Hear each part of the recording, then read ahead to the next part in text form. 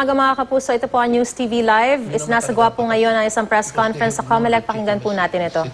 As incumbent congressman, if they have not submitted their SOSE. Kaya lang, kung hindi pa ini-implement ni Speaker, hindi naman namin mapipilit. Clarification ng Chair. So when they have complied with the requirements, pwede mo sila maibalik, tama? Technically, they're immediately reinstated. Hindi nyo na kailangan certificate ulit. Hindi, pero kailangan may notice sila sa amin. Yeah, titingnan naman namin na nag-comply na sila. Dito naman sa amin magko-comply yan eh. So makikita namin kung compliant na, sabihan lang namin si Speaker on the ILG, okay na yan. So may binigay ko sila deadline, sir, sa DILG or conference to Wala.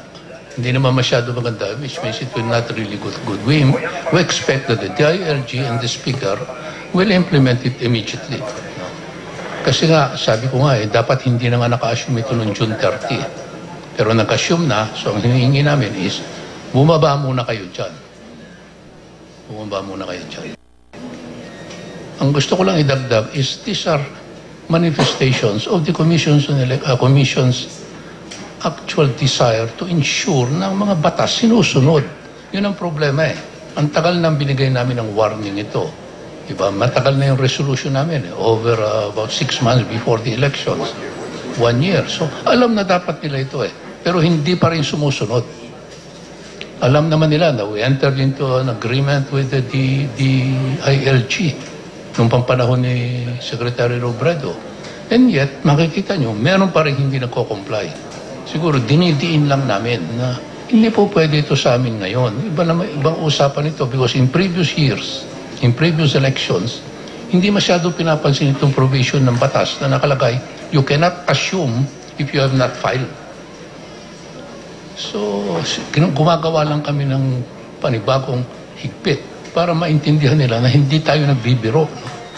Si Commissioner Lim hindi marunong magbiro eh. Siya ang chairman ng ng campaign finance. Pag sinabi namin, pag-file kayo before the deadline of June 13, pag hindi kayo nag-file, may fine na yan. Kung hindi kayo nagko-comply, hindi dapat kayo nag-assume. Nag-assume kayo, umalis muna kayo riyan. Yung rule po na yan, i-apply din sa 42,000 barangay. Oo, i-apply din namin. Kaya lang, mahaba-haba pa ng konti yun dahil mas marami yun eh. Sir, wala namang criminal... Wala naman talagang criminal liability ng non-filing or late filing of the SOSE. The law has decriminalized already the non-filing. Ipilit nag-assume sila kahit pa. Wala naman. But magkakaroon ng effect yan. Kung hindi sila magpa-file, hindi muna sila makakapag-function, magkakaroon ng issue as to whether what they're doing would be legitimate or whether they are only acting as a de facto officers in the meantime. Dahil sa DILG, anong usapan pag hindi nila na-implement yung MOA? Ewan ko, pero I think they're going to implement it. Hindi pa namin pinag-iisipan because we're assuming that the DILG will perform their duty. Alam naman nila kung anong batas. Alam naman nila kung anong pinag-agrihan namin. The signature of Secretary Robredo when he was still the DILG Secretary binds the department regardless of who is now the incumbent. At maliwanag naman yung sulat namin that they're obligated under the MOA to implement it. Pag hindi nila in-implement, tsaka na namin pag-uusapan. Baka naman, pero wag na natin munang kwan. Wag na natin pangunahan. I think they're comply with what they agreed upon and what is provided for by law. Sir, may deadline na kayo na dapat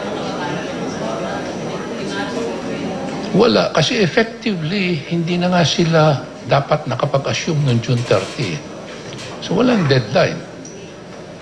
Pero kung magko-comply sila ngayon bago i-implement, baka naman pwede nang hindi na ma-implement. Pero more important is the message. No? More important is the message that hindi nyo pwedeng i-disregard ang batas. At kung hindi disregard nyo, mawawala kayo dyan sa pwesto. Maski na nakaupo na kayo, maski nanalo kayo sa eleksyon. Yung mga kunwari yung mga mayors, pinagpahan nila between nag-assume sila kamay. Kaya pa-active po ba na mawawala ng sila?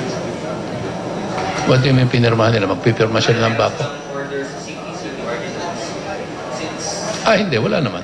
effectively nga, wala pa ako interpretasyon, wala pa kami interpretasyon, pero de facto yan.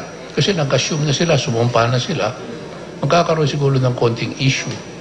Pero they can always be considered as de facto during the June 30 up to the present. Lahat ng actions ng mga natatanggal, can be considered de facto. Doctrine of operative fact. So it's presumed valid until revoked. Valid.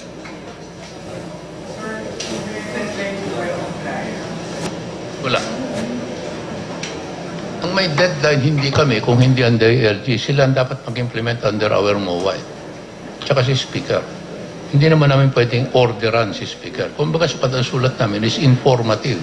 Ito, hindi nag-file, request namin sila na i-orderan ito to vacate. Hindi namin sinasabi, siyempre, they will have to comply. Otherwise, they will have to vacate their position.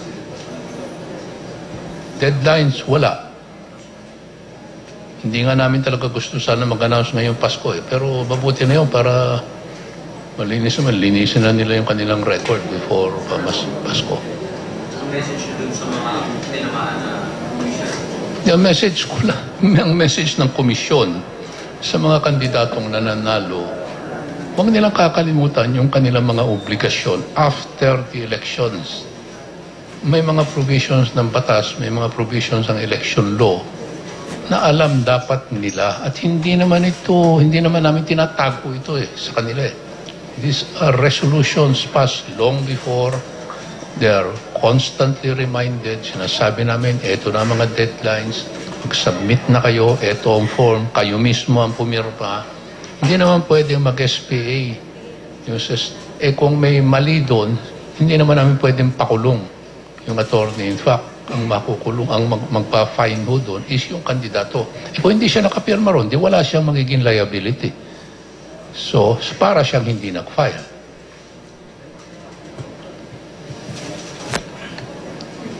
So, nandiyan na yung listahan. Ilan ba total? Bangit ko, sir. 422. 422, ang breakdown is there's 4 governors, 1 vice governor, 12 sangguniang panlalawigan, 20 congressmen, 3 mayors, 9 city vice mayor, 47 sangguniang panglungsod, 23 municipal mayors, 26 municipal vice mayors, 277 sangguniang bayan. Over 400. Hindi ko lang sinasabi na yung filing ng election against Walang election offense Pag hindi ka nag-file ng SOSING, administrative fine lang. Di ba na-amend na yung batas Wala nang criminal liability yung non-filing Ano? sabi ng administrative fine, magkano sa nawa? Hindi, yun nga sinasabi namin kanina, depende nga kung kano katagal ang delay, anong posisyon ang involved. Hindi naman ang babagsakan ng 1 milyon yung konsehal. Pero pwede namin lagyan ng administrative fine. Nandun naman sa batas Depende lang kung kano katagal. Ito, late na lahat ito. Masi mag-comply sila. It's already a delayed filing, whatever happens. So there will be an administrative fine imposed. Sa pagkakalala, ito na yung pinakalaking number ng mga nag-aalis na because of social fighting. Wala, kasi this is the first time. In previous elections, previous commission on elections has not enforced this. Itong provision ng batas na hindi ka pwede mag-assume. Although ang tagal-tagal na Republic Act 7166 was sometime in 1995 pa 91.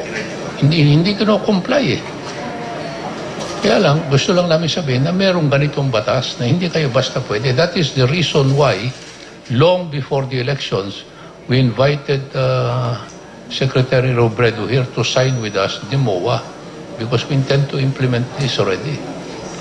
Ngayon, nakita na nila, na-publicize yung signing, alam na nila lahat, na-circularized na. Pagkadating, meron pa naman 400 na hindi na naman magko-comply. Diba? So siguro maganda naman maturuan, masabihan sila na huwag niya naman i-disregard ang mga batas. So dapat managutin kayo. Hindi kayo upo ng upo dyan dahil sa nanalo na kayo Meron pa kayong mga obligasyon na sinusunod dapat.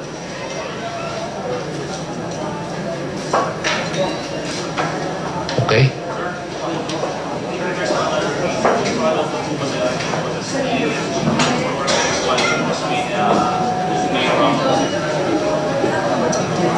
Mayor. Yeah, meron. Ang alam ko, to my knowledge, is tapos na ang revision. Hindi, wala. Ang proseso sa protest is that we open first for revision the first 20%. Tapos na yung revision ng 20%. Yun ang re-reviewin ngayon ng division. Titignan kung itutuloy pa yung remaining 80% o i-dismiss na kung walang naipakita sa first 20%. Yun ang rules sa protest. So ngayon, determine ng division if on the basis of what was open, the first 20%, yun ang pinaka-pilot. Kung walang napakitang recovery sa 20%, pwede nang dismissin yung protest. Kung meron, itutuloy yung remaining 80%. Ano daw yung nangyari sa 500 pesos na transportation allowance sa managers para sa elections? Meron ba daw kasi ibang parts na sabi ng Pero, Yung is the commission agreed to shoulder, no? To advance bale yung mga 500, no? Ang sa amin lang, inaantay namin yung magre-report yung mga sa field namin, no? Kung let's say magkano nakuha na si LGU, kapos ba? O nagbigay ba yung LGU, no? So kino-consolidate namin lahat to para isang bigayan na lang, no? There's some who were able to submit early on. We released already, I think, 2.9 million That's correct. to cover the 500 pesos na yung certain parts, no? So siguro hindi no, kasi ang sa amin is magsabit muna ng report, no, yung sa field namin, no, magkano ba talaga nakuha nila sa LGU, no. At the same time sa amin din is we're trying to to exert also efforts, no, with the LGU, no. Let's say kung time ng election kapos pa yung LGU pero ngayon medyo may pondo na sila at maka-release, no. So kasi sa amin ang next step diyan is really we are going after the LGUs also for reimbursement of these amounts that we are personally shouldering. basta ako, ang alam ko dyan, tuloy-tuloy lang ang bayad namin as we collect. Marami akong pinipirmahan na voucher, binabayaran namin lahat dyan. Remember, meron namang utang, hindi sila nagbibigay ng mga 10,000 na It's part of it. We're supposed to give that to the teachers. Nag-advance na nga kami ng pera. So, sana hindi nagmamadali. Gusto lang sana tapusin na natin lahat ito. Magantay lang ng konti, inaantay lang namin ng mga reports ng election officers namin. At napanood po ninyo ang press conference sa COMELEC na pinangunahan po ni COMELEC Chairman Sixto Brillantes Jr. kung saan malinaw po ang mensahe niya. Pinabababa niya ang lahat ng mga opisyal ng gobyernong nahalal sa pwesto hanggat hindi pa nagsusumite ng Statement of Contributions and Expenses o SOSE. Aabot po sa kabuuang 422 na local government officials ang pinabababa sa pwesto ni Chairman Brillantes dahil hindi pa po sila sumusunod o hindi pa sila nakakapag-comply dito sa pagsusumite nga ng Statement of Contributions and Expenses. Kabilang na po riyan ang 20 congressmen at may 4 din pong governor at 3 mayors. At hinihiling po nila ni Chairman Brillantes sa DILG at sa pamunuan ng Kongreso na ipatupad po ito. Hindi raw pwedeng isawalang bahala ang Memorandum of Agreement na kanilang napagkasunduan na noon pa. Bagamat wala raw deadline, dapat effective na ito na hindi na dapat nag-assume noong pang June 30 ang mga opisyal ng gobyerno na nahalal dahil nga po sa hindi po nila pagko-comply dito sa tinatawag na Statement of Contributions and Expenditures.